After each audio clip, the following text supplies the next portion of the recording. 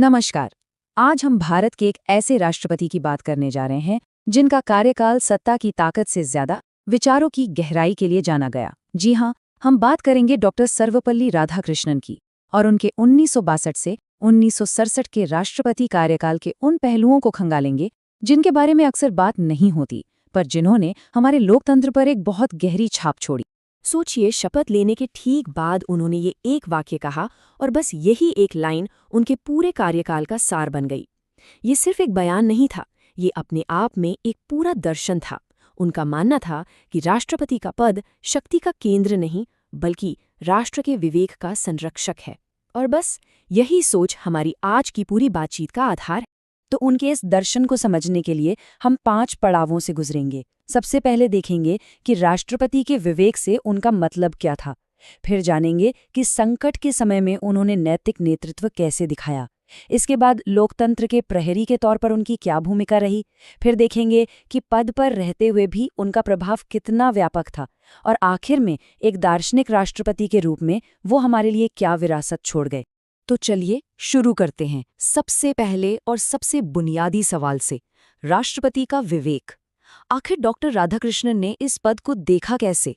ये समझना इसलिए जरूरी है क्योंकि इसी सोच ने उनके हर एक फैसले की नींव रखी।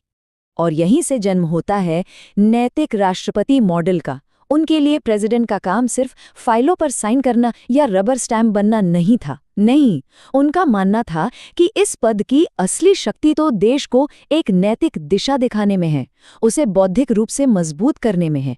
सच कहूं तो ये एक काफी क्रांतिकारी विचार था।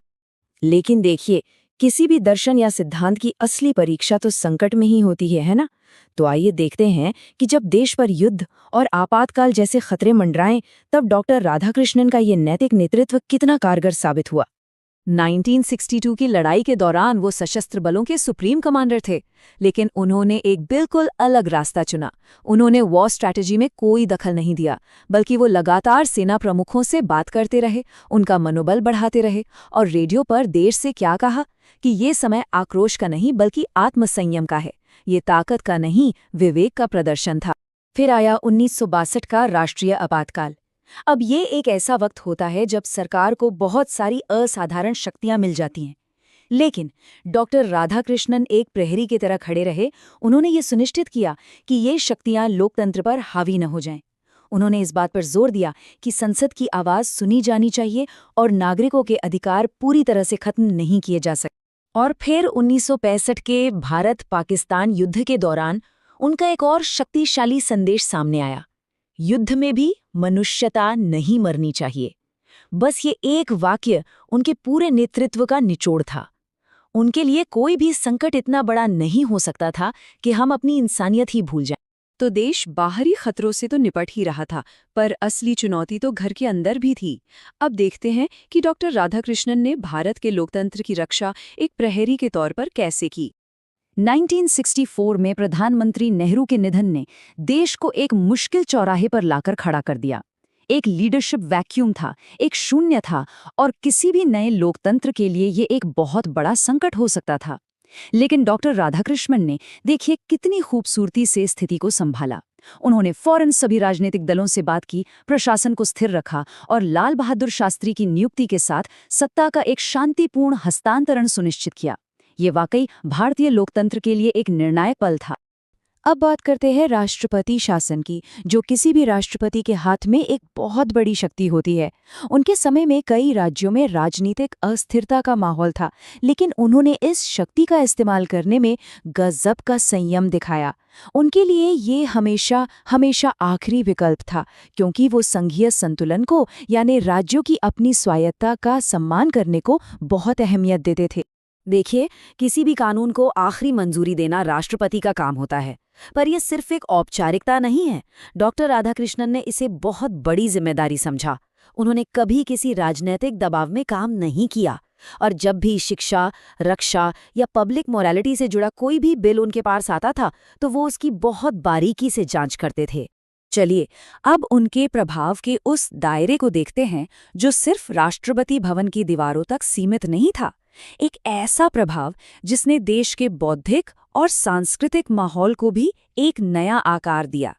उन्होंने अपने पद का इस्तेमाल एक सॉफ्ट पावर के तौर पर किया।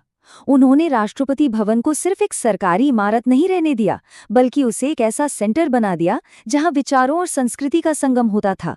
चाहे वो शिक्षा के लिए यूजीसी को सपोर्ट देना हो, भाषा के विवादों को सुलझाना हो, या फिर दुनिया के मंच पर भारत की गुटनिरपेक्ष नीति को एक दार्शनिक आधार देना हो, उन्होंने हर जगह अपनी बौद्धिक छाप छोड़ी। और हाँ, ये भी याद रखना जरूरी है कि राष्ट्रपति बनने से पहले वो सोवियत संघ में भारत के राजदूत रह चुके थे। कोल्ड वॉर के उस तनावपूर्ण दौर में दुनिया को समझने का उनका जो अनुभव था, वो भारत के लिए बहुत बहुत कीमती साबित हुआ। और अब आखिर में बात करते हैं उस इंसान की जो इस पद के पीछे था। उनकी आदतें कैसी थीं, उनके शब्द क्या कहते थे, और इतिहास उन्हें आज कैसे याद करता है, यही तो उनकी असली विरासत है। इतिहासकार उन्हें अक्सर इन 3 उपाधियों से याद करते हैं: दार्शनिक राष्ट्रपति, युद्धकाल में नैतिक आवाज और राष्ट्र की अंतरात्मा। और ये तीनों ही उपाधियां उनके अनोखे राष्ट्रपति कार्यकाल का बिल्कुल सटीक निचोड़ हैं। पद के पीछे के व्यक्ति को जानना भी तो उतना ही जरूरी है। उनकी आदतें एक सच्चे विद्वान की थीं। हर रोज ध्यान और अध्ययन करना, उपनिषदों और प्लेटो को एक साथ पढ़ना और हर चीज के हस्तलिखित नोट्स बनाना, यही बौद्धिक अनुशासन उनके हर फैसले में झलकता था। 1967 में जब वो पद छोड़ रहे थे तो उन्होंने कहा था कि राष्ट्रपति का कार्यकाल खत्म हो सकता है, पर उसका कर्तव्य कभी खत्म नहीं होता। और उन्होंने ये बात सच करके दिखाई।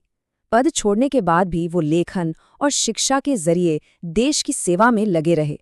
तो उनका राष्ट्रपति कार्यकाल तो समाप्त हो गया, लेकिन जैसा उन्होंने कहा, उनका कर्तव्य नहीं। और ये बात हमें एक ऐसे सवाल पर लाकर छोड़ देती है जो उनकी पूरी पहचान से जुड़ा है। आखिर शिक्षक दिवस उनके जन्मदिन पर ही क्यों मनाया जाता है? शायद इसका जवाब उनके पूरे जीवन में छिपा है। एक शिक्षक के रूप में, एक दार्शनिक के रूप में और एक राष्ट्रपति के रूप में, जिन्होंने हमेशा हमेशा विवेक और ज्ञान को सत्ता से